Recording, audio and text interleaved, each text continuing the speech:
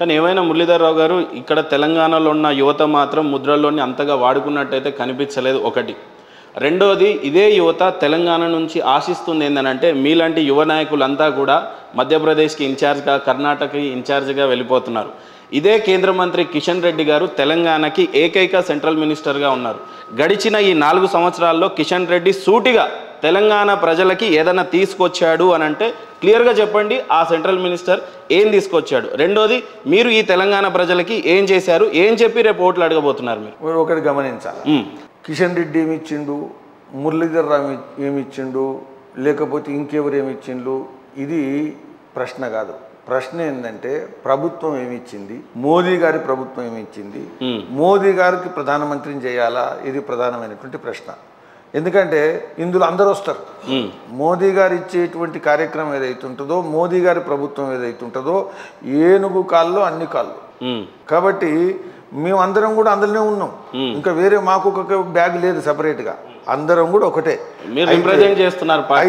అయితే ఇందులో తెలంగాణలో ఉదాహరణకు 2500 కిలోమీటర్లు జాతీయ రహదారులు. 1947 మనకు స్వాతంత్రం వచ్చింది. 1947 స్వాతంత్రం వచ్చిన తర్వాత అప్పటి నుంచి 2014 వరకు, ఇంక్లూడింగ్ అటల్ బిహారీ వాజ్పేయి గారి సమయంలో జాతీయ రహదారుల వేగం పెరిగింది. దాంతో పోల్చుకుంటే ఈరోజు కేవలం 10 సంవత్సరాల్లో 2500 కిలోమీటర్లు జాతీయ రహదారులు తెలంగాణలో. ఒక సెకండ్ అట్లా వస్తాయి మరి. అటువంటిప్పుడు 70 సంవత్సరాల్లో నేను చెప్పనా, మీ వ్యక్తిగతం గురించి చెప్పనా. ఒక 20 సంవత్సరాల క్రితం పసుపుగోడు గురించి మీరు రైతుల గురించి మీరు పోరాడారు. ఒక నిమిషం నన్ను కంప్లీట్ చేయని. తర్వాత సమ్మక్క సారక్కల విషయంలో ఫస్ట్ టైం మీరు ఒక కమిటీ వేసి సక్సెస్ఫుల్ గా అక్కడ ఒక పండుగని జాతీయ స్థాయిలో చేయమన్నారు, కానీ ఇప్పుడు రాష్ట్ర స్థాయిలో చేస్తూ ఉన్నారు. ఇవి ఎంత క్లియర్గా మీరు పోరాడినట్టు కనిపిస్తున్నాయో, అలాగే విధంగా మీరు పెట్టినటువంటి మధ్యప్రదేశ్ స్టేట్ ఇన్ఛార్జ్గా మీరున్నారు, తెలంగాణను రిప్రజెంట్ చేస్తున్నారు. కిషన్ రెడ్డి గారు మినిస్టర్గా ఉండి వ్యక్తిగతంగా సాధించినవి ఏమైనా ఉంటే చెప్పండి. ఇప్పుడు కిషన్ రెడ్డి గారు వ్యక్తిగతంగా ఏదైనా సాధించిన ఏది ఉంటే కిషన్ రెడ్డి చెప్పేంత బాగా నేను చెప్పలేను. నేను మోదీ గారిని చెప్పగలుగుతా. ఎందుకంటే మోదీ గారి ప్రభుత్వంలో జరిగినటువంటి అన్ని పనులు కూడా. ఇప్పుడు రహదారుల విషయం ఉంది. రెండో విషయం రైల్వే లైన్లు ఉంది. కరీంనగర్ నుంచి వెళ్ళి పెద్దపల్లి కావచ్చు, లేకపోతే ఇదంతా మీరు గమనిస్తే నిజామాబాద్ కావచ్చు, రైల్వే లైన్లు. అసలు మన బ్రిటిషర్స్ కాలంలో ఉండేటువంటి మెయిన్ లైన్ ఏదైతుందో ఆ లైన్ తీసేసి ఇక మిగతా లైన్లు తెలంగాణలో మనం ఇంతకుముందు ఎప్పుడన్నా వచ్చినాయి చూసినావా? నిజాం కాలంలో ఉండేటువంటి రైల్వే లైన్ తప్పిస్తే మనకు అంత తర్వాత ఏం లైన్లు కనవలేదు. కానీ 9 సంవత్సరాలలో సుమారుగా 330 కిలోమీటర్ల రైల్వే లైను 9 సంవత్సరాలు పడ్డది.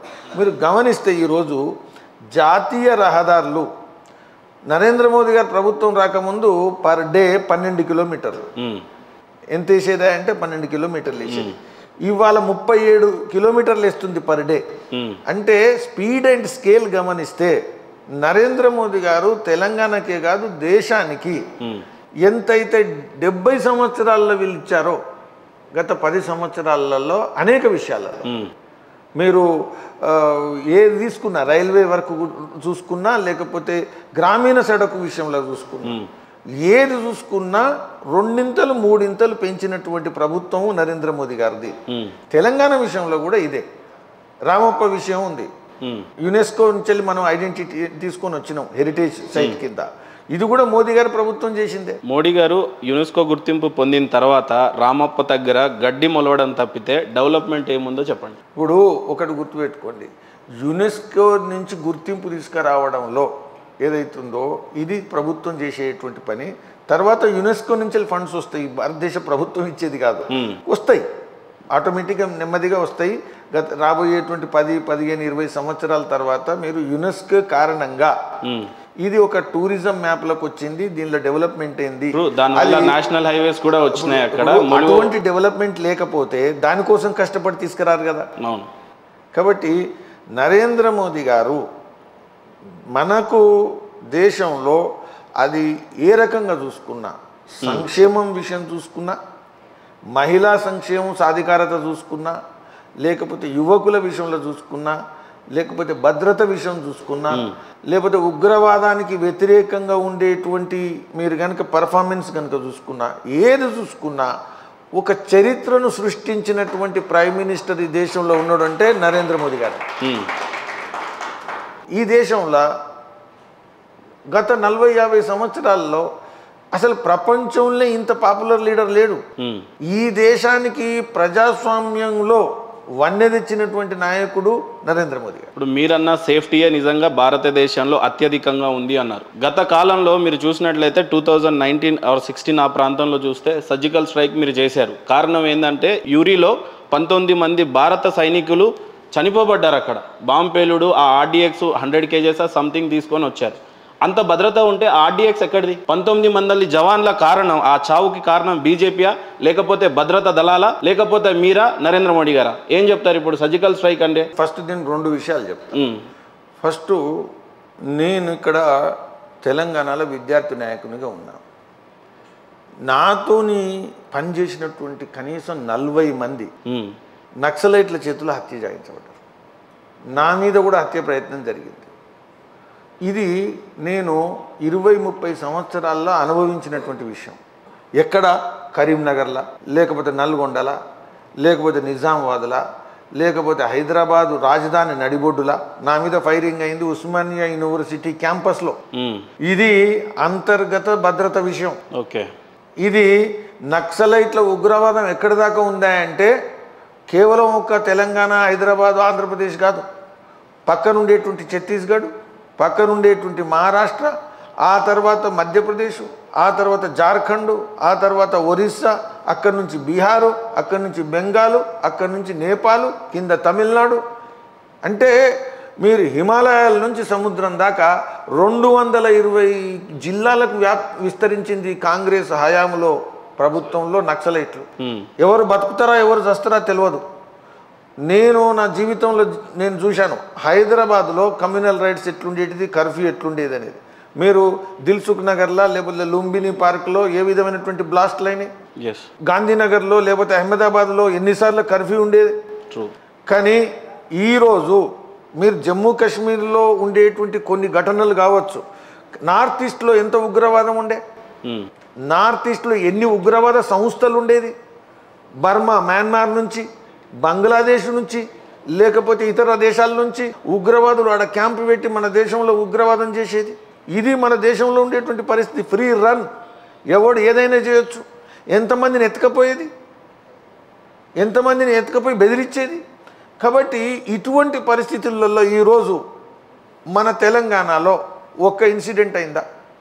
దేశంలో ఉగ్రవాదం ఇన్సిడెంటు ముంబై అయిన తర్వాత, నరేంద్ర మోదీ గారి ప్రభుత్వం వచ్చిన తర్వాత ఎక్కడన్నా ఇన్సిడెంట్స్ అయినాయా? 85% తగ్గింది. 85% డిక్లైన్ రికార్డ్స్ ప్రకారం. నార్త్ ఈస్ట్లో 82% తగ్గింది. కాబట్టి ఈ ఉగ్రవాదం తగ్గడానికి ఎవరైనా కారణం అంటే అది ఖచ్చితంగా మోదీ గారి ప్రభుత్వమే. Zero tolerance. ఉగ్రవాది ఒకసారి కన్నెత్తి చూస్తే మళ్ళీ ఉండడు. ఇది చూపెట్టినటువంటి విషయం. కాబట్టి ఇది నరేంద్ర మోదీ గారి ప్రభుత్వము దేశంలో రాష్ట్ర ప్రభుత్వాలు ఏవి ఉన్నప్పటికీ, ఏ పార్టీలు ఉన్నప్పటికీ ఉగ్రవాదానికి ప్లేస్ లేదు. రాజకీయాల్లో నేను ప్రభుత్వానికి రావడానికి వాళ్ళ ఓట్లు కారణము ఉపయోగించుకుంటా, ఇటువంటి పరిస్థితి ఎప్పుడు కూడా నరేంద్ర మోదీ గారు బీజేపీ చేయలేదు. ఇది ఒకవైపు. రెండో వైపు చాలా దురదృష్టం. అసలు నేను ఊహించితే మన దేశంలో పార్టీలు ఉంటాయండి. ఈ దేశం ఉన్నన్ని రోజులు పార్టీలు ఉంటాయి, ఈ దేశం ఉన్నన్ని రోజులు రాజకీయాలు ఉంటాయి. కానీ దేశం ఉంటేనే కదా రాజకీయాలు ఉండేది, పార్టీలు ఉండేది. కశ్మీర్లో ఉగ్రవాదులు సైనిక స్థావరం మీద దాడి చేసి వాళ్ళు ఆర్మీ వాళ్ళు అంటే మన పర్సనల్ సైనికులు చనిపోతే ఏదైతే ప్రతిపక్షము ప్రభుత్వానికి మద్దతుగా ఉండాలనో మేము కూడా ప్రతిపక్షంగా ఉన్నాం. అసలు అత్యధికంగా ప్రతిపక్షంగా అనేక సంవత్సరాలు ఈ దేశంలో పనిచేసినటువంటి పార్టీ ఏదని ఉంటే అది బీజేపీ. అటల్ బిహారీ వాజ్పేయి ఎప్పుడు కూడా దేశ సైనికుల శవాల మీద పేలాలు ఎదుర్కోలే, ప్రభుత్వంతో మద్దతుగా నిలబడ్డాం. పివి నరసింహారావు గారు యునైటెడ్ నేషన్స్లో పోయి కశ్మీర్ను సమర్థించాల ప్రభుత్వాన్ని అంటే ఇంకొకసారి మాట్లాడకుండా నేను వెళ్తే అది పివి నరసింహారావుకు కాంగ్రెస్కు లాభం అవుతుంది కాబట్టి నేను వెళ్ళను, ఇది ఎన్నడూ కూడా చూపెట్టలే. ఇది దేశభక్తి అంటే. కాబట్టి రాహుల్ గాంధీ ప్రభుత్వాన్ని మద్దతు ఇవ్వాలా, నరేంద్ర మోదీ గారు ప్రధానిగా మద్దతు ఇవ్వాలా, దేశానికి మద్దతు ఇవ్వాలా? అటువంటి పరిస్థితులలో ఒకవైపు చాలా సున్నితమైనటువంటి పరిస్థితి, సున్నితమైనటువంటిది పాకిస్తాన్ న్యూక్లియర్ ఆర్మ్డ్ స్టేట్ అని అంటారు. అటువంటి స్టేట్ మీద సర్జికల్ స్ట్రైక్ చేయడం ఇప్పుడు ఏదో మామూలు దేశం కాదు. అక్కడ నాకు కూడా న్యూక్లియర్ బాంబు ఉంది అని చెప్పుకునేటువంటి దేశంలో అసలు గుండె ఉండేటువంటి నాయకుడే చేయగలిగే పనిది. ఎందుకంటే మళ్ళీ న్యూక్లియర్ బాంబు వెళ్తుంది, అది వెళ్తుంది, ఇది వెళ్తుంది అంటే నువ్వే బాధ్యుడు అనేటువంటి అపోజిషన్ ఉన్నది ఇక్కడ. అటువంటి పరిస్థితుల్లో సున్నితమైనటువంటి డెలికేట్ సిచ్యువేషన్లో రాహుల్ గాంధీ లాంటి అపోజిషన్ లీడర్స్ ఉంటే కూడా సైనికులకు పూర్తిగా బోల్డ్గా ధైర్యంగా నువ్వు వెళ్ళు అని నిర్ణయం తీసుకొని మళ్ళీ వాళ్ళు తిరిగి వచ్చేంత వరకు ఏమాత్రం కూడా రాజకీయం చేయకుండా బ్యాలెన్స్గా ఉండి దాన్ని ప్రచారం చేయకుండా ఒక నిర్ణయాన్ని అమలు చేసినటువంటి ప్రధాని చేస్తే మీరు ఓట్ల కోసం చేస్తున్నారు అంటారు. అసలు అంటే ఓట్లు అయిపోయేదాకా వెయిట్ చేయాలన్నా, ఎన్నికలు అయిపోయేదాకా వెయిట్ చేయాలన్నా? యుద్ధాలు లేకపోతే ఉగ్రవాదులు వాళ్ళు ఎన్నికలు అయిపోయేదాకా వెయిట్ చేయి, నువ్వు పోటీ చేయకు, ఎందుకంటే మళ్ళీ నీకు లాభం అవుతుంది కాబట్టి వీళ్ళు మాట్లాడతారు కాబట్టి మాట్లాడు. ఇది ఆ దేశం అంటే? అసలు నాకు అనిపిస్తుంది అప్పుడప్పుడు రాహుల్ గాంధీ ఈ దేశంలో నాయకత్వం వహించాలనుకుంటున్నాడా, పాకిస్తాన్లో నాయకత్వం వహించాలనుకుంటున్నాడా? నాకు అర్థం కావట్లేదు. ఇది చాలా దుర్దినం. ఇటువంటి పరిస్థితుల్లో సర్జికల్ స్ట్రైక్ చేయడం, అమెరికా లాంటి దేశాలు ఏ విధంగా మాట్లాడతాయని అనుకున్నా కానీ ధైర్యం చేసి చేయడం, ఆ చేసినటువంటి విషయాన్ని మళ్ళీ అందరూ తిరిగి రావడం. ఈరోజు మీకు అందరికీ కూడా డాక్యుమెంటరీ ఎవిడెన్సెస్ వస్తున్నాయి. ఏ విధంగా సర్జికల్ స్ట్రైక్ అయినప్పుడు, లేకపోతే కెప్టెన్ అభినందన్ వీళ్ళందరిది అయినప్పుడు పాకిస్తాన్ ఏ విధంగా వ్యవహరించింది అనేటువంటి విషయం కూడా బయటకు వస్తున్నది. కాబట్టి నరేంద్ర మోదీ గారిని అంటే వ్యక్తి కాదు, దేశ ప్రధానికి ఇబ్బందులు పెట్టేటువంటి ప్రతిపక్షము, ఇది చాలా దురదృష్టకరమైనటువంటి విషయం. ఈ పరిస్థితుల్లో నరేంద్ర మోదీ గారు అటు దేశ సైనికులకు పూర్తిగా అండగా నిలబడి పాకిస్తాన్ను ఎదుర్కోవడానికి అన్ని సిద్ధం చేసి చివరికి దేశ భద్రత విషయంలో ఒక మైల్ స్టోన్ ఏంటంటే we're ready to chase you, నువ్వు ఎక్కడున్నా పాతాళంలో ఉన్నా నేను లాక్కొని తీసుకొని వస్తా, నేను విడిచిపెట్టేది లేదు అని చూపించినటువంటి ప్రధానమంత్రి నరేంద్ర మోదీ గారు.